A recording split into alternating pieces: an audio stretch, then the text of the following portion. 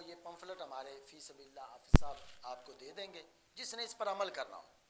جو پہلے کر رہا ہے نیک بندہ ہے وہ تو سبحان اللہ پہلے ہی نیک ہے، جو ہمارے جیسا کوئی گناہ گار ہے تو وہ اس چیز کو لے کر کوشش کرے اپنی زندگی کو تبدیل کرنے کی۔ لیکن آپ کو یہ جتنا بیان سنایا ہے، آپ نے دیکھا ہوگا کہ گاڑیوں کے اندر بعض مرتبہ لوگ آتے ہیں اپنی چیزیں بیچنے کے لیے، وہ تعریفیں کرتے رہتے ہیں، کہتے ہیں جی میری یہ جو ڈبی ہے، یہ جو منجن ہے یا یہ جو پھکی ہے، اس میں فلاں بھی چیز ہے، فلاں بھی چیز ہے، فلاں۔ اچھا بعد میں آخر میں دے نہ اور گاڑی سے نیچے اتر جائے تو اسے کوئی عقل مند کہے گا بھئی اتنی تعریفیں کی، دیا ہے نہیں، بیچا ہے نہیں۔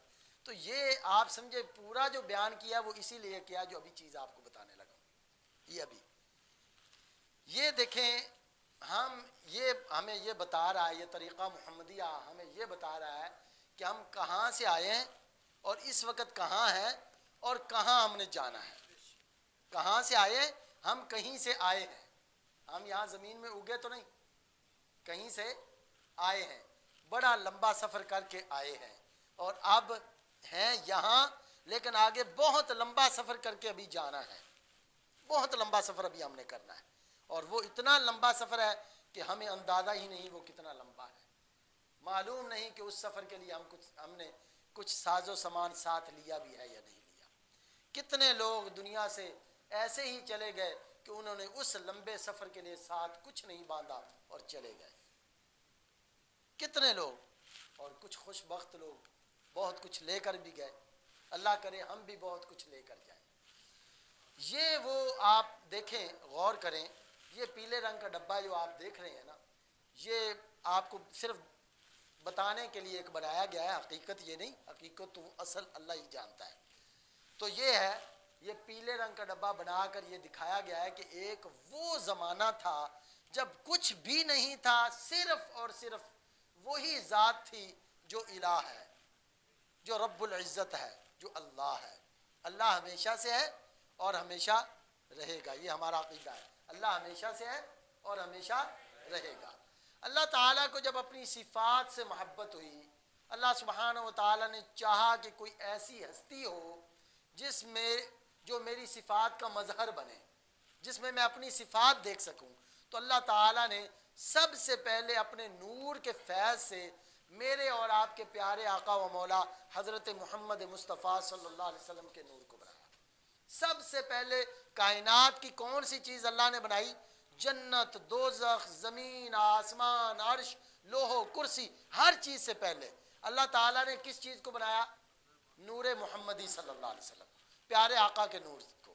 آپ صلی اللہ علیہ وسلم کے ناموں میں ایک نام ہے نا، اول اور آخر، اول بھی اور آخر بھی، تو سب سے پہلے آپ کو بنایا۔ اچھا، جب آپ کے نور کو اللہ تعالیٰ نے بنایا، پھر آپ کے نور سے اللہ تعالیٰ نے ہر چیز کائنات کی تخلیق کی، آپ کے نور کے فیض سے، اور ہماری روحوں کو بھی بنایا۔ جب اللہ تعالیٰ نے یہ جو آپ کو نیلے رنگ کا ڈبہ نظر آ رہا ہے المختصر، دیکھیں آپ، یہ ہے روحوں کا جہان، جہاں اللہ نے ہماری روحوں کو بنایا۔ یہاں اللہ تعالیٰ نے نور محمدی کے فیض سے جب ہماری روحوں کو بنا لیا، تو یہاں اللہ تعالیٰ نے ہم سے ایک وعدہ لیا اور ایک اختیار دیا، ایک وعدہ لیا اور ایک اختیار دیا۔ وعدہ کیا لیا؟ قرآن حکیم بیان فرماتا ہے الست بربکم، کہ کیا میں تمہارا رب ہوں؟ اللہ تعالیٰ نے یہ وعدہ لیا۔ جب اللہ سبحانہ و تعالیٰ نے یہ وعدہ لیا کہ میں تمہارا رب ہوں، تو ساری زبانیں اس وقت، ساری روحیں جو تھیں وہ خاموش تھیں، کسی کو معلوم ہی نہیں تھا کہ جواب کیا دینا، کیونکہ پہلا کلام تھا۔ سب سے پہلے ہمارے حاجت روا نبی، ہمارے مشکل کشا نبی، میرے اور آپ کے پیارے آقا حضرت محمد مصطفیٰ صلی اللہ علیہ وسلم کی روح مبارکہ نے جواب دیا، بلا اے اللہ، کیوں نہیں، تو ہی تو ہمارا الہ ہے، تو ہی تو ہمارا رب ہے، تو ہی تو خالق و مالک ہے۔ پیارے آقا کی روح مبارکہ نے جب جواب دیا، تو آپ کے پیچھے تمام نبیوں کی روحوں نے، تمام اولیاء کرام کی روحوں نے، اور ہم جیسے گناہگاروں کی روحوں بھی بولی، اے اللہ، یہ جو مقدس روح جو فرما رہی ہیں وہی ہم کہتے ہیں، وہی کہ تو ہمارا رب ہے۔ اس دن بھی پوری کائنات کی حاجت روائی کس نے فرمائی؟ پیارے آقا و مولا صلی اللہ علیہ وسلم۔ اچھا، جب ہم نے یہاں اللہ سے وعدہ کر لیا کہ اللہ تو ہمارا رب ہے، اس کے بعد اللہ نے پھر ہمیں ایک اختیار دیا۔ یہ اختیار جو ہے اللہ تعالیٰ نے ہم سے پہلے، انسانوں سے پہلے، اللہ تعالیٰ نے زمینوں کو، پہاڑوں کو اور آسمانوں کو. قرآن پاک میں انا عرضنا الامانۃ علی السماوات والارض والجبال فابین ان یحملنها واشفقن منها وحملها الانسان. اللہ تعالیٰ نے زمینوں آسمانوں اور پہاڑوں کو فرمایا کہ میں تمہیں ایک اختیار دینا چاہتا ہوں. لوگ عرض کی یا اللہ وہ اختیار اگر تو ہمیں دے گا تو پھر ہوگا کیا؟ کہا اگر اس اختیار کو صحیح استعمال کرو گے تو میں تمہیں انعام دوں گا، اگر صحیح استعمال نہیں کرو گے تو سخت ترین عذاب دوں گا. روایات کے اندر آتا ہے کہ 3 دن تک پہاڑ آسمان زمین روتے رہے اور اللہ کی بارگاہ میں عرض کرتے رہے مولا اگر تیرا حکم ہے تو ہم مانتے ہیں، اگر تو ہم سے مشورہ لے رہا ہے تو یا اللہ ہم عرض کرتے ہیں کہ ہمیں معاف فرما دے، ہمارے اندر اس کی طاقت نہیں ہے. اللہ ہمارے اندر اس کی طاقت نہیں ہے، اللہ ہماری معذرت قبول فرما. اس کے بعد اللہ تعالیٰ نے انسانوں سے فرمایا وَحَمَلَهَا الْإِنسَانُ، انسانوں نے اس عہدے کو قبول کر لیا. آج بھی عہدوں کی ہمیں بڑی خواہش ہوتی ہے نا، کوئی کہتا میں MP بن جاؤں، MNA بن جاؤں. اس دن بھی انسان تھے، ہم نے کہا ٹھیک ہے یا اللہ ہم یہ اختیار لیتے ہیں. اب اللہ تعالیٰ نے اختیار دے کر ہمیں فرمایا ٹھیک ہے اب میں تمہیں آزماؤں گا. یہاں اللہ نے اختیار دیا اور فرمایا میں اب تمہیں آزماؤں گا کہ تم اس اختیار کو صحیح استعمال کرتے ہو یا نہیں. وہ اختیار دے کر یہ سفید ڈبہ شاید آپ کو نظر آ رہا ہو بالکل چھوٹا سا، اس کے اندر اللہ تعالیٰ نے بھیج دیا. یہ ہے دنیا. آپ دیکھیں پچھلے زمانے کتنے لمبے ہیں اور دنیا کتنی سی ہے جسے ہم بہت بڑا سمجھ رہے ہیں. یہ نظر بھی مشکل سے آپ کو آ رہا ہوگا. تو یہاں اللہ نے بھیجا. وہ اختیار کیا ہے؟ وہ جسم کے یہ حصے زبان، آنکھیں، کان، ہاتھ، پیٹ، شرمگاہ اور پاؤں، یہ جسم کے 7 حصے اللہ نے دے کر بھیجا. ان میں وہ طاقت رکھی کہ انہی سے ہی برائی بندہ کر سکتا ہے اور انہی سے نیکی کر سکتا ہے. فرمایا نیکی کرو گے اگر ان کو صحیح استعمال کرو گے، یہ ان کو گناہ لکھے ہوئے ہیں، بعد میں جو لینا چاہے سیکھنا چاہے وہ سیکھ سکتا ہے. تو فرمایا جو ان کو صحیح استعمال کرے گا وہ جب موت آئے گی اسے، اس دنیا سے موت کے ذریعے ہم نے نکلنا ہے نا، اس دنیا سے موت آئے گی تو اس کی قبر جنت کا باغ بن جائے گی. اگر ان حصوں کو صحیح استعمال نہ کیا تو قبر جہنم کا گڑھا بن جائے گی. اسی طرح پھر قیامت کا دن، پھر اسی طرح آخرت کا دن. لیکن ان حصوں کو صحیح بندہ استعمال کیسے؟ حضور غوث اعظم رضی اللہ تعالیٰ نے طریقہ بتایا. پیارے غوث، ہمارے غوث سیدنا غوث اعظم رضی اللہ تعالیٰ نے طریقہ قادریوں کے بادشاہ طریقہ ارشاد فرمایا. وہ طریقہ کیا؟ آپ فرماتے ہیں کہ بندے کے 7 دشمن ہیں، 7 دشمن ہوں تو فرماتے ہیں کہ ایک دم ہی بندہ 7 دشمنوں کو قابو کر سکتا ہے؟ مشکل ہے.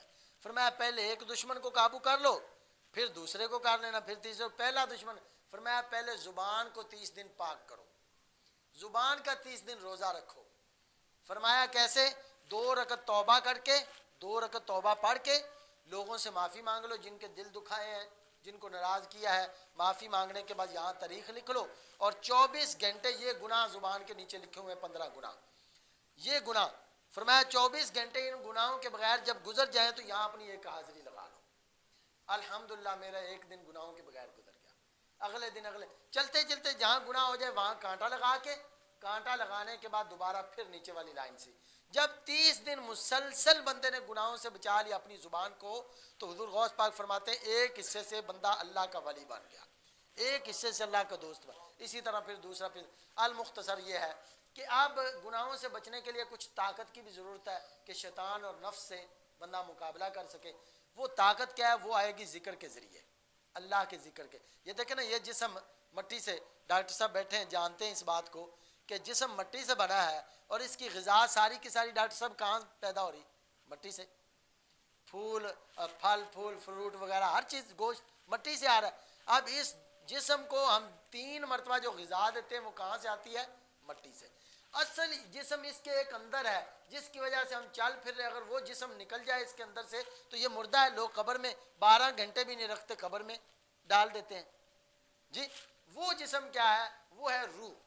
اور روح اللہ کے امر سے، پیارے نبی کے نور سے، اللہ سبحانہ و تعالیٰ کے امر سے، اللہ تعالیٰ کے نور کے فیض سے ہے. تو اس کی غذا کیا ہے؟ اس کی غذا ہے اللہ پاک کا ذکر. یہ دیکھیں ذکر کون سا؟ لا الہ الا اللہ، لا الہ الا اللہ. یہ وہ ذکر ہے جو اللہ تعالیٰ نے 1,24,000 نبیوں کو عطا فرمایا. یہ وہ ذکر ہے. ٹھیک ہے. تو اس کا خاص طریقہ حضور غوث پاک نے جو ارشاد فرمایا، فرمایا سب سے پہلے تصور یہ کرو کہ اللہ مجھے دیکھ رہا ہے، اللہ سن رہا ہے، اللہ میرے ساتھ ہے. بسم اللہ الرحمن الرحیم پڑھ کر استغفر اللہ 3 بار، درود شریف 3 بار، لا حول ولا قوت الا باللہ 3 بار پڑھنے کے بعد تصور یہ کرنا ہے کہ یہ ناف کے نیچے والا جو حصہ ہے یہ مقام نفس ہے، یہاں گناہوں کی غلاظت اور گندگی جمع ہوتی ہے. جب کہنا لا الہ، تصور یہ کرنا ہے کہ گناہوں کی گندگی یہاں سے اٹھا کر الہ کہہ کر دماغ سے باہر پھینک رہا ہوں، اور الا اللہ کہہ کر اللہ کا نور جو آسمانوں میں ہے وہ نور لے کر الا اللہ کہہ کر دل پر ضرب لگا کے وہ نور دل میں داخل کر کے گویا کہ اپنے نفس کو اور اپنے جسم کو اس نور سے صاف کر رہا ہوں.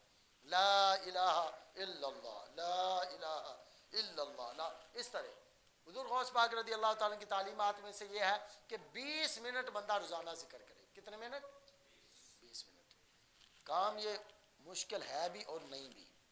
جس کو وہ کہتے ہیں نا چس پڑ گئی، جس کو ذکر کی لذت پڑ گئی اس کو تو پھر سکون ہی نہیں آتا. وہ تو ذکر نہ کرے تو وہ سمجھتا ہے شاید میں نے آج سب کچھ میرا رہ گیا. تو جس کو نہ عادت پڑے شیطان اس کو ایسے لگامے ڈال کے کھینچتا پھر رہا ہوتا ہے جیسے ہم گدے بیل کو کھینچتے ہیں ایسے. تو بہرحال یہ ذکر حضور کو. اسی طرح اللہ پاک کے نام کا تصور، ہم جس چیز کو دیکھتے ہیں اس کا تصور ہمارے ذہن میں آ جاتا ہے. تو اللہ پاک کے نام کا تصور اسے بولتے ہیں، طریقہ محمدیہ میں اسے بولتے ہیں مراقبہ. کیا بولتے ہیں؟ مراقبہ. اچھا، اللہ پاک کے نام کو ایسے دیکھتے رہنا تھوڑی دیر، پھر آنکھیں بند کر کے تصور کرنا ہے کہ آسمانوں پر اللہ کا نام روشن ہے، وہاں سے نور آ رہا ہے، نور کی لاٹ ہمارے سر پر اور ہمارے دماغ کے اندر بھی اللہ سبحانہ و تعالیٰ کا نام روشن ہے، وہاں سے لاٹ آ رہی ہمارے دل کے اندر اور ہمارے دل کے اندر بھی اللہ پاک کا نام روشن ہے، اور ہمارے جسم کا لو لو اللہ اللہ کر رہا ہے. زبان کو خاموش رکھنا ہے اور دل سے اللہ سے باتیں کرنی ہے. دل سے زبان کو خاموش اور دل سے اللہ سے باتیں کریں. جو مانگنا ہے مانگو، جو مانگنا ہے اللہ. یار ہم سارے لوگوں سے باتیں کرتے ہیں سارا دن، بیوی سے، بچوں سے، دوستوں سے، کبھی اللہ سے بھی باتیں کی؟ تو یہ اللہ سے باتیں کرنے کا طریقہ ہے. تو اس طرح روزانہ یہ 10 منٹ کا مراقبہ اور 20 منٹ کا ذکر. ٹھیک ہے انشاءاللہ. ابھی وقت بہت ہو گیا، نیند بھی آ رہی ہے بعض لوگوں کو، اور جو سو رہے ہیں اللہ کرے اگر سوئے ہوئے تھے تو اللہ تعالیٰ ان کے خواب میں ہمارا بیان پہنچا دے. تو اگر جاگ رہے ہیں تو توجہ. تو بہرحال یہ 1 منٹ کے لیے، صرف 2 منٹ کے لیے میں ذکر کا طریقہ بتا دیتا ہوں، پھر دعا کرتے ہیں. مل کر پڑھ لیں. بسم اللہ الرحمن الرحیم. استغفر اللہ، استغفر اللہ، استغفر اللہ. الصلاة والسلام عليك يا رسول الله. الصلاة والسلام عليك يا سيدي يا رحمة للعالمين.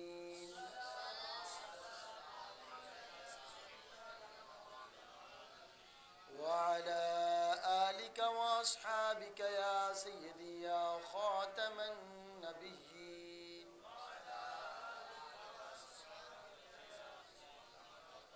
لا حول ولا قوة إلا بالله. لا حول ولا قوة إلا بالله. لا حول ولا قوة إلا بالله.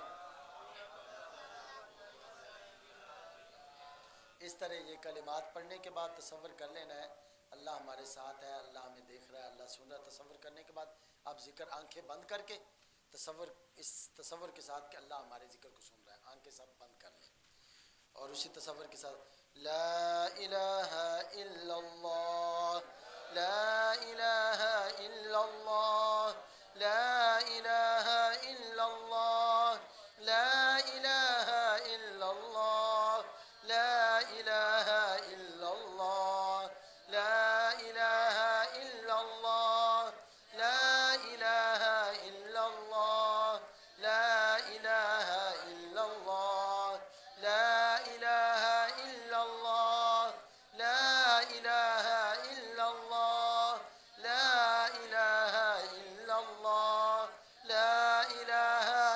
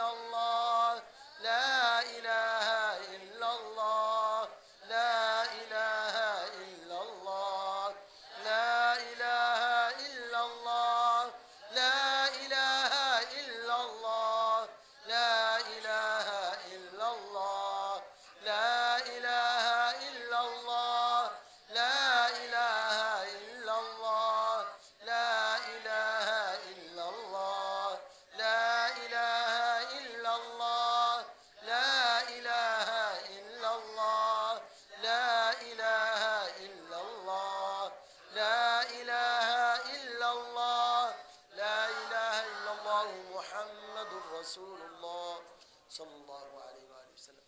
اسی طرح اللہ پاک کے نام کو دیکھیں ذرا، یہ اللہ پاک کا نام آپ دیکھ رہے ہیں، تصور کریں کہ اللہ پاک ہم تجھے تو نہیں دیکھ سکتے لیکن تیرے پیارے نام کو دیکھ رہے ہیں، تجھے تو نہیں دیکھ سکتے لیکن تیرے پیارے نام کو دیکھ رہے ہیں۔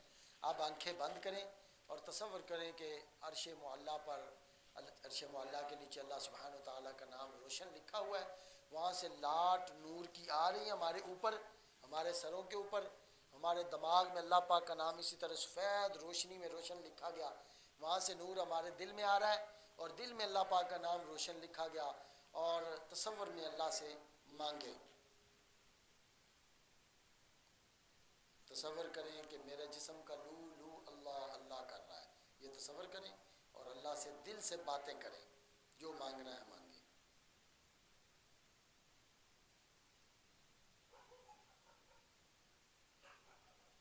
لا الہ الا اللہ محمد رسول اللہ، اس طرح 10 منٹ جو ہے وہ مراقبہ کرنا ہے، 10 منٹ اس طرح کا مراقبہ۔ اللہ سبحانہ و تعالی ہمیں عمل کی توفیق عطا فرمائے۔ مزید اگر کسی کو کوئی بات سمجھ نہ آئی ہو تو بعد میں پوچھ سکتا ہے، حافظ صاحب سے بھی سیکھ لینی ہے، اور جس کو یہ چاہیے ہو وہ حافظ صاحب کو نام لکھوا دے، انشاءاللہ اس کو یہ فی سبیل اللہ مل جائے گا، اس کو پر کریں، اپنے لیے مزید سمجھ لیں اسے۔ دیکھیں حضرت عمر رضی اللہ تعالیٰ کتنی بڑی ہستی تھی، پیارے آقا فرماتے ہیں کہ اگر میرے بعد کوئی نبی آنا ہوتا، لا نبی آبادی، فرمایا میرے بعد کوئی نبی نہیں، اگر آنا ہوتا تو عمر ہوتے، اتنی بڑی ہستی۔ انہوں نے بھی اپنا رجسٹر ایک بنایا ہوا تھا، اور شام کو جب اپنے بستر پر بیٹھتے تو اپنا حساب کرتے کہ عمر آج تو نے زبان سے کوئی گناہ تو نہیں کیا، عمر آج تو نے کوئی اللہ کی نافرمانی تو نہیں، اپنا حساب کرتے، وہ بھی اتنی بڑی ہستی۔ اور ہم پیسے کا حساب تو بڑا کرتے، کاروبار کا، کبھی یہ حساب نہیں کہ ہم نے اللہ کی اپنا نہیں کرتے، تو اپنا بھی حساب کرنا ہے۔ اللہ سبحانہ و تعالی ہمیں عمل کی توفیق عطا فرمائے۔ سبحانک اللہم و بحمدک، اشہد ان لا الہ الا انت، استغفرک و اتوب الیک۔ اللہم صلی علی سیدنا و مولانا محمد وآلہ وبارک وسلم۔ اللہم انا نسألک باسمک الاعظم ورضوانک الاکبر، یا ارحم الراحمین یا ارحم الراحمین یا ارحم الراحمین۔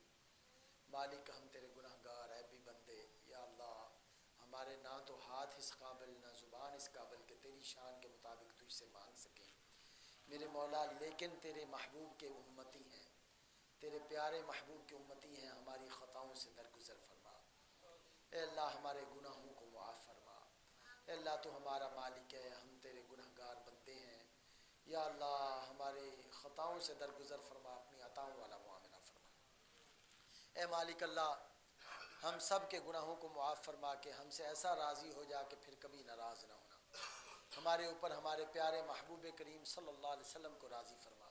اے اللہ حاضرین کے تمام حاجات کو پورا فرما، تمام پریشانیوں کو دور فرما، بے اولادوں کو نیک صالح اولاد عطا فرما، جن کو تو نے اولاد عطا فرمائی ان کی اولادوں کو والدین کا فرما بردار اور عاشق رسول بنا دے۔ اے اللہ یہ بزرگ ساتھ ہی لیٹے ہوئے ہیں، یا اللہ ان کی قبر کو تا حد نگاہ وسیع فرما، اور اپنے قرب میں ان کو جگہ نصیب فرما، اور ان کو پیارے آقا صلی اللہ علیہ وسلم کی شفاعت کبریٰ نصیب فرما۔ اے اللہ ہم سب کو موت کی تیاری کرنے کی توفیق عطا فرما، ہم سب کو یا اللہ اپنے آخری وقت کو یاد رکھنے کی توفیق عطا فرما۔ اے اللہ طریقہ محمدیہ جو بیان کیا، یا اللہ ہمیں اس پر عمل کرنے کی توفیق عطا فرما۔ ہمارے شیخ سیدی شیخ احمد دباغ کی عمر علم کے اندر برکتیں عطا فرما، تمام اولیاء اللہ کا فیض ہمیں نصیب فرما۔ صلی اللہ تعالی علی رسول الکریم وعلی آلہ الطیبین الطاہرین واصحابہ اجمعین۔ اللہ جزاک اللہ۔